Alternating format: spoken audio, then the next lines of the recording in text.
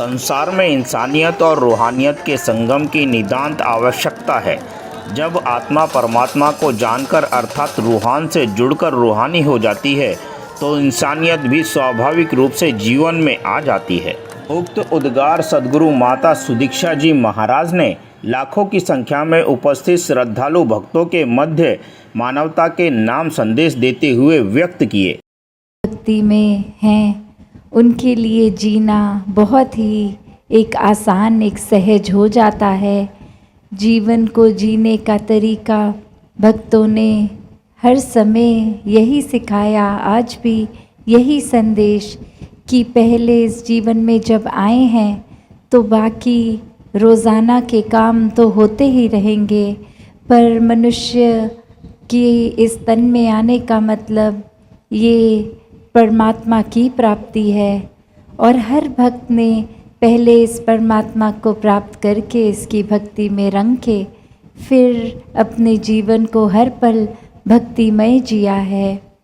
तो अगर हम ये जगह भी देखें, प्रयागराज को संगम, एक जो बहुत ही सुंदर दृश्य कि कैसे ये मिलन हो रहा है, तो संसार में आज ज़रूरत संगम की, एक इंसानियत रूहानियत के मेल के संगम की है कि जहाँ ये मन परमात्मा को जानकर इस रूहान से जुड़ के रूहानी हो जाता है, वहाँ इंसानियत भी जीवन में अपने आप आ जाती है।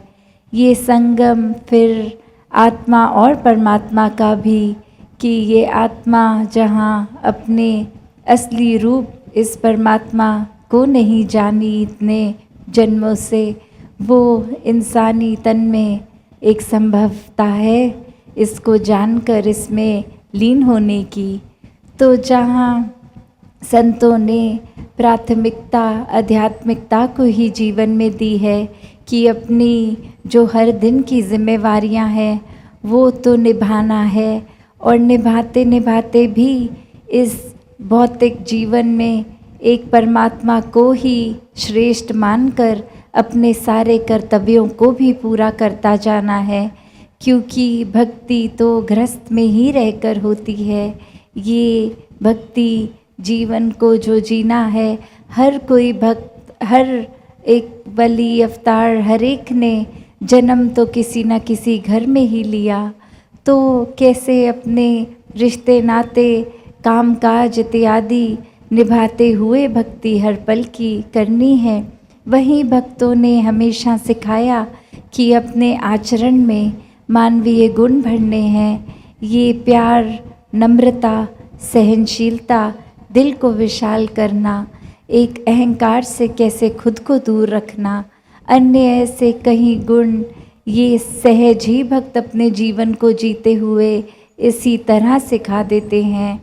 और ये निरंकारी मिशन का संदेश भी ये हर एक का एकत्व पहले परमात्मा से हो जाए, फिर पूरे संसार में चाहे कितने भी भिन्न भिन्न दिखने वाले लोग हैं, फिर भी ये एकत्व संभव हो जाता है जब इस परमात्मा को ही एक करके जान लिया, इससे प्यार कर लिया। फिर परमात्मा की बनाई रचना भी कोई आपस में नफ़रत का कारण नहीं बना करती। फिर हर एक में ही ये परमात्मा के दर्शन होके, हर एक में ही ये हर एक की पूजा करते हुए इस परमात्मा की पूजा हो जाती है। तो ऐसा भक्तिमय जीवन जो जो जीता जाएगा वो अपना जीवन भी एक श्रेष्ठ जीवन जिएगा, और जिसका भी आसपास प्रभाव एक पड़ेगा उसके जीवन से, तो वो भी अपने जीवन को सुखमय करते हुए जीते चले जाएंगे। उन्होंने कहा कि युगों युगों से भक्तों ने यही संदेश दिया है कि इंसानी तन में ही यह आत्मा अपने मूल स्वरूप को जान सकती है, जिससे कि यह जन्मों जन्मों से बिछड़ी हुई है।